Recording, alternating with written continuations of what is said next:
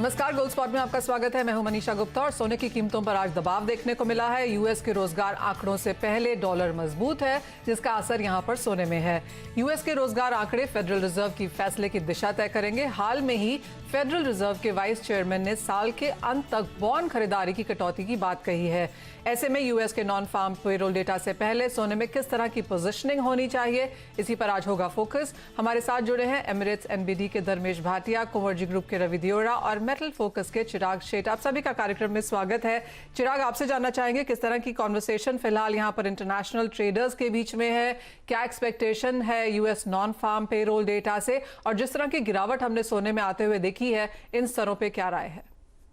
देखिए मनीषा, अगर एक चीज हम देखें तो यहाँ पे इम्पोर्टेंट चीज देखने की है कि पिछले महीने में जो फॉल हुआ है उससे एक बहुत ही शार्प रिकवरी हुई है, बट फिर भी ऊपर में गोल्ड सस्टेन नहीं कर पा रहा है। हमारा ये अनुमान है और जो हमारी ट्रेडर से बात हो रही है उससे ये जरूर निकल के आ रहा है कि मार्केट एक नए ट्रिगर के लिए जरूर वेट कर रही है कि शायद एफओएमसी की जो मीटिंग में और क्या क्लैरिटी आती है, और दूसरी जो आज के जो जॉब नंबर्स है उससे क्या होता है। शायद ये भी अनुमान लगाया जा रहा है कि जो लेबर मार्केट है उसके अंदर जरूर एक रिकवरी देखने को मिली है, बट फुल रिकवरी से अभी भी हम बहुत दूर है।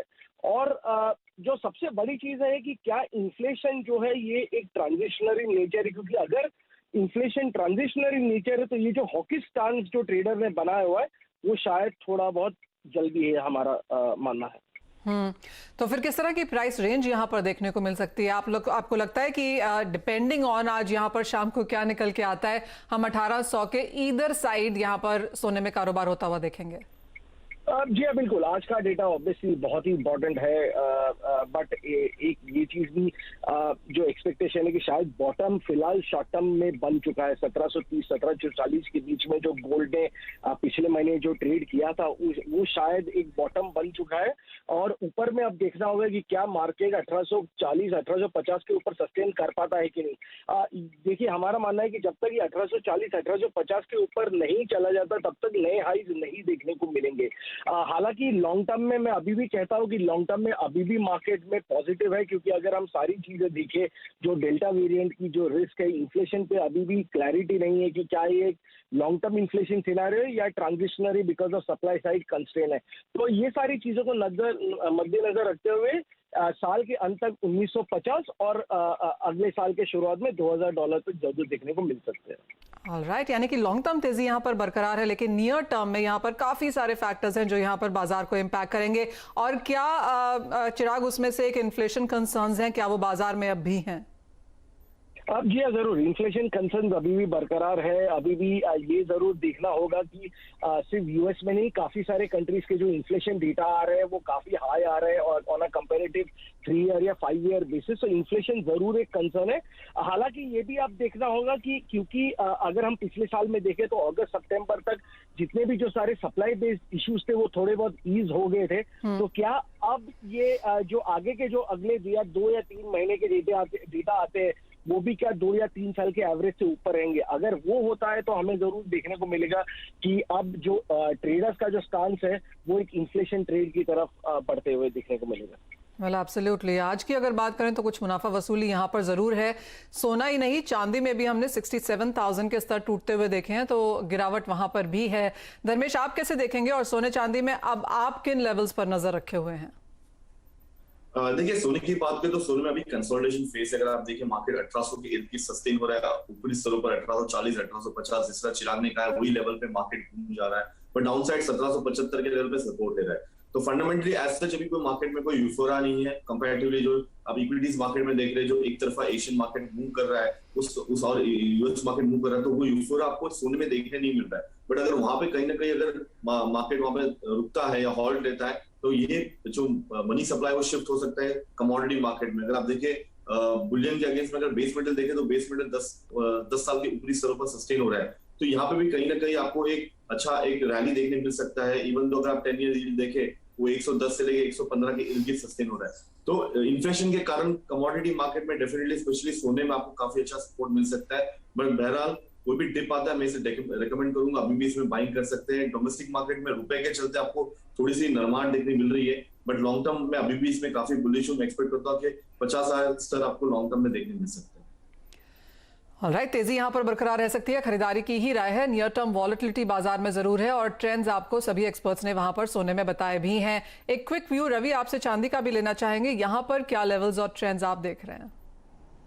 डेफिनेटली वो गोल्ड को फॉलो करेंगे। आई थिंक आज के एडीपी नॉन फर्म जिस हिसाब से आगे दोनों एक्सपर्ट ने बात की, मैं फुल एग्री हूँ, ये काफी इंपॉर्टेंट डेटा है। बट ये डेटा के अगर इंटरनल्स देखें तो डेटा की दोनों side, unemployment rate as well as ADP non farm payroll data है, दोनों के एक्सपेक्टेशंस अभी हायर साइड पे है। बट अगर वो जो एक्सपेक्टेशंस है उसने ये डिस्काउंट नहीं किया कि जो लास्ट वीक ऑफ यूएस में जो जुलाई का था उसमें कोविड के केसेस 72,000 से लेके 75,000 एवरेज आए थे और उसके अगले वीक में भी 45 से 50,000 तक के केसेस एवरेज आ रहे थे। तो इस हिसाब से लग रहा है कि इतना जो ऑप्टिमिज्म है जॉब डेटा से इतना शायद ना आए। थोड़ा वहां पे अगर डेटा खराब आता है, डॉलर इंडेक्स में वीकनेस आता है, तो मुझे लग रहा है कि second half would be a better for Boolean prices. तो मुझे लग रहा है कि अच्छा एक उछाल सेकंड हाफ को आपको शायद देखने को मिले। तो मेरे हिसाब से बाय एंड डिप्स का स्ट्रेटेजी दोनों गोल्ड एंड सिल्वर में रखना चाहिए। गोल्ड में रेशनल ज्यादा है कंपेयर टू सिल्वर, पर सिल्वर भी मुझे लग रहा है कि 66,400 से लेके 66,500 के करीब एक बार बाय करना चाहिए। स्टॉप लॉस आप बिलो 66,000 रखें। मुझे लग रहा है कि अगले वीक तक ये प्राइसेस है ऊपर की साइड 60,000 के टारगेट आपको दिला सकते हैं। तो दोनों में बुलियन में बाय एंड डिप्स का स्ट्रेटेजी रखे, प्रेफरेंस गोल्ड को दे, बट सिल्वर भी मुझे लग रहा है कि पॉजिटिविटी दिखा सकता है।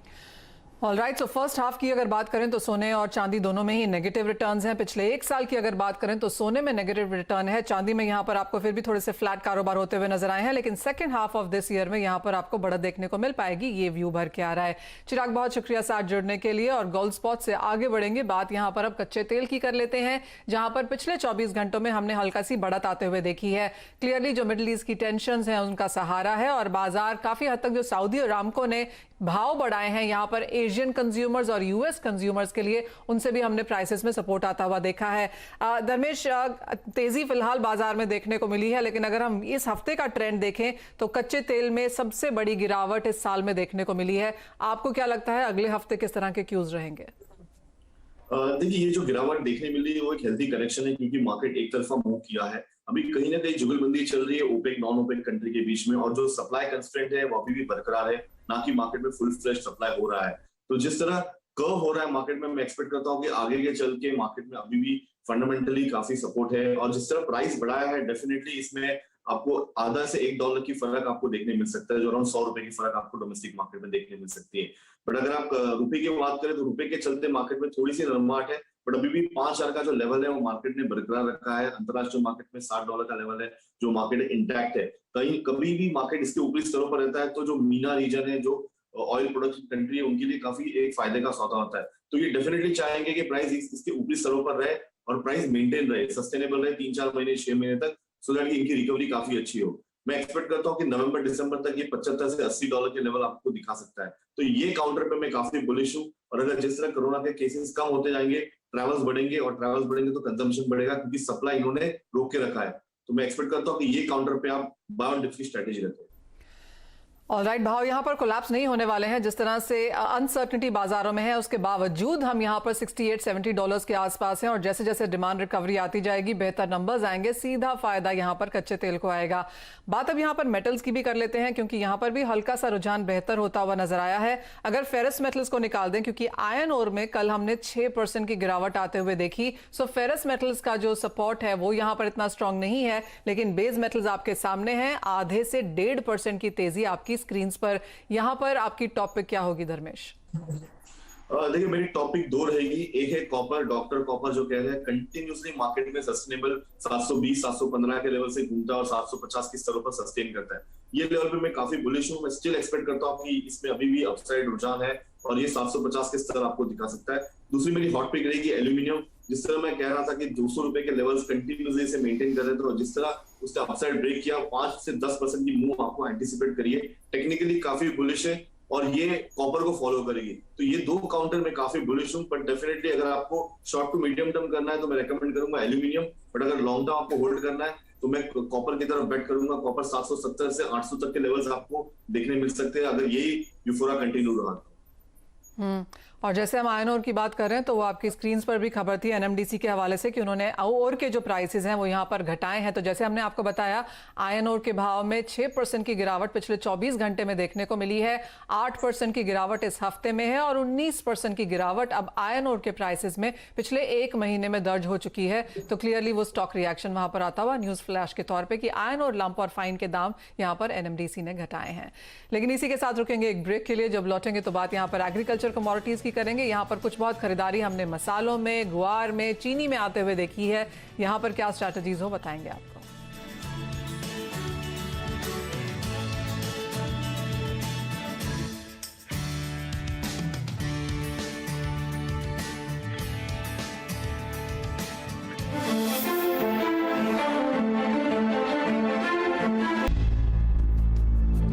कमोडिटी राउंडअप में आपका स्वागत है और एग्री कमोडिटीज की बात करेंगे जहां पर अच्छी खासी बढ़त हमने मसालों में, गुआर में, खाने के तेलों में और चीनी में भी आते हुए देखी है। चीनी का डायरेक्ट कॉम्बिनेशन यहां पर अंतर्राष्ट्रीय बाजारों से है, जहां पर आईसीई शुगर में करीब 4% का उछाल यहां पर देखने को मिला है। ब्राजील में उत्पादन की कमी की आशंका से चीनी में फिर जोश लौटा है। फ्रॉस्ट और सूखे के कारण ब्राजील की फसल को नुकसान की भी आशंका है। और बात करने के लिए हमारे साथ जुड़े हैं आइस्टा के चेयरमैन प्रफुल्ल विटलानी। प्रफुल्ल जी नमस्कार। अंतर्राष्ट्रीय बाजारों के क्या क्यूज हैं और भारतीय बाजारों में अब क्योंकि यहाँ पर फेस्टिविटीज शुरू हो जाएंगी इस महीने से, तो किस तरह की मांग रहने की एक्सपेक्टेशन है? ऐसा है कि जो फॉरेन में फ्रोस्ट, जैसे आपने सही बताया कि ब्राजील का क्रॉप कम हो रहा है और उसकी वजह से ट्रेड हाउसेस और इवन फंड हाउस उनकी भी long positions international futures market में बढ़ रही है। और हमें लग रहा है कि अगस्त महीने में कल के क्लोज से और 10% की तेजी आ सकती है इंटरनेशनल मार्केट में। कल 4% और 10% और टोटली जो है वो 20% कल की परसों के रेट से लग रही है। इस हिसाब से 20-21 सेंट्स तक चीनी के दाम अगर इंटरनेशनल मार्केट में हो जाते हैं तो उसमें कोई नई बात नहीं है, क्योंकि ब्राजील का क्रॉप काफी कम है और ये इसके बेनिफिट डायरेक्ट इंडिया को आ रही है। हमारा पास करीबन 10 से 11 मिलियन टन का ओपनिंग स्टॉक रहेगा और अगली सीजन में शुगर का इथेनॉल अगर निकाल दे तो 31-32 मिनिमम प्रोडक्शन होगा। तो एक्सपोर्ट के लिए हमारे लिए काफी अच्छा रहेगा। Sugar industry, Indian sugar industry के लिए बहुत अच्छा फ्यूचर है। जो आपने डोमेस्टिक मार्केट का बोला फेस्टिवल, तो लास्ट ईयर अगस्त के फर्स्ट वीक में राखी का त्योहार वगैरह थे, इस बार जो है थर्ड वीक से चालू हो रहे हैं जी। तो यहाँ से 2 महीने हम लोग अगर देखते 2 या 3 महीने नवंबर तक, दिवाली तक मार्केट अच्छी रहेगी depending on the release mechanism effective. हमने कल गवर्नमेंट से भी रिक्वेस्ट की है आइस्टा ने, कल हमारी वीडियो कॉन्फ्रेंस में, कि इफेक्टिव रिलीज मैकेनिज्म की जाए जिसमें मिनिमम 3150 से 3200 का रेट S30 का महाराष्ट्र में मेंटेन हो जी। और फिर उसके हिसाब से यूपी के रेट मेंटेन हो, क्योंकि यूपी का ₹1.5 प्रीमियम चलता है लोकेशन वाइज, क्योंकि UP is near the consuming states जी। और जो है उसके पास कंज्यूमिंग स्टेट्स नहीं होने से उनके रेट कम रहते हैं। तो जो एमएसपी है वो एमएसपी के नीचे महाराष्ट्र में प्राइस न जावे, ये विनती हमने कल की है। दूसरी विनती हमने ये भी की है कि एक्सपोर्ट की पॉलिसी जो है वो सितंबर एंड तक डिक्लेयर की जाए। लास्ट टाइम जनवरी तक थी। तो इस हिसाब से जो इंडस्ट्री की भी, जो पवार साहब और सबने रिक्वेस्ट की है कि ये प्राइस जो एमएसपी की बढ़ाई जाए, तो उस पे अगर फैसला आता है तो थोड़ी सी हमें शायद सब्सिडी की जरूरत पड़े भी, नहीं भी पड़े। और वो पॉलिसी जो है एमएसपी की, उसके भी डिसीजन लिया जाए। और जो अगर हम लोग एफआरपी बढ़ाते हैं, अभी इस बार एफआरपी का जो है, एफआरपी के 2 पहलू हमने बताए जो पहली बार हम सीएनबीसी के साथ शेयर करेंगे। ये है कि हमने कहा है ये 80% एफआरपी अगले साल से डोमेस्टिक प्राइस बेस पे की जाए और 20% इंटरनेशनल फार्मर्स को जो मिलता है यूएसडी टर्म पे वो इंडियन फार्मर्स को मिल जाए। तो ड्यूअल एफआरपी के लिए हमने रिक्वेस्ट की है। और यहाँ पे अगर एफआरपी बढ़ाते हैं तो इथेनॉल का भी प्राइस प्रोक्योरमेंट रेट जो है ओएमसी से जी। वो भी थोड़ा सा बढ़ाया जाए, उसको भी देखा जाए। तो इस हिसाब से जो डिमांड हमने रखी है कल, तो हमें भी ऐसा लगता है कि थोड़ा सा, क्योंकि जब रॉ मटेरियल का प्राइस बढ़ता है और इंटरनेशनल मार्केट में 15-20% प्लस माइनस कभी हो जावे तो हमारा जो एक्सपोर्ट का टारगेट वो कभी फेल नहीं हो, इसलिए पॉलिसी की भी जरूरत रहती है। ओके। तो वैसे हम नहीं ये कहते कि आप सब्सिडी दो करके, सब्सिडी दो नहीं दो, लेकिन पॉलिसी डिक्लेयर करो जो भी है, ताकि बिजनेस को एक फेयरनेस दिखे और पुश भी मिले यहाँ पर। एब्सोल्युटली प्रफुल्ल जी, बहुत शुक्रिया साथ जुड़ने के लिए। तो क्लियरली एक तेजी यहाँ पर चीनी इंडस्ट्री के लिए बनती हुई, काफी सारे फैक्टर्स हैं इंटरनेशनल और डोमेस्टिक, लेकिन जिस तरह की रिक्वेस्ट यहाँ पर आयशा ने डाली है उस खबर के ऊपर भी नजर रहेगी कि आगे जाकर वहां पर क्या डेवलपमेंट है। ये तो बात हुई चीनी की, लेकिन रवि, एग्री स्पेस में आपकी यहाँ पर टॉपिक सब क्या है? जैसे आपने क्लियरली हाईलाइट किया था 3 spices, sugar as well as guar complex, तो शुगर का ऑलरेडी डिस्कशन हो चुका है। अब मेरी दोनों रिकमेंडेशन एक स्पाइसेस से रहेगी, वो रहेगी टर्मरिक। महाराष्ट्र एंड आंध्रा में जो क्रॉप की डैमेज हुए तो इस हिसाब से लग रहा है कि ज्यादा रेन की वजह से ये जो अराइवल से वो काफी डिले होगी, तो टर्मरिक में आप बाय करके चले। 7810 का टारगेट है ऑगस्ट फ्यूचर का, 7540 का एक स्टॉप लॉस लगाए, तो ये पहली मेरी रिकमेंडेशन टर्मरिक रहेगी। सिमिलर वे में गुआर गम, लास्ट ईयर की क्रॉप काफी पिछड़ी थी, 10 लाख टन के सामने लास्ट ईयर 6 लाख ही टन रही थी, तो ईयर ऑन ईयर भी काफी क्रॉप कम थी। और डोमेस्टिक भी देखे तो जो अगर क्रूड के प्राइसेस 70 के ऊपर सस्टेन हुए तो एक अच्छा सेंटिमेंट बूस्टर है, एज वेल एज लगातार काफी टाइम के कंसोलिडेशन के बाद गुआर कॉम्प्लेक्स के प्राइसेस एक ब्रेकआउट दिए हैं टेक्निकली भी, तो आई थिंक गुआर गम को बाय करें 7500 के करीब। अपर साइड टारगेट 7710 का रहेगा, स्टॉप लॉस आप 7410 का मेंटेन करें, तो fundamental wise as well as technical wise turmeric and guar gum ये दोनों हॉट पिक रहेगी। खरीदारी की राय यहाँ पर चौतरफा एग्री स्पेस में आते हुए। रवि, बहुत शुक्रिया साथ जुड़ने के लिए। धर्मेश, आपका भी शुक्रिया शो में आने के लिए। इसी के साथ लेंगे एक ब्रेक। आप बने रहिए CNBC आवाज पर।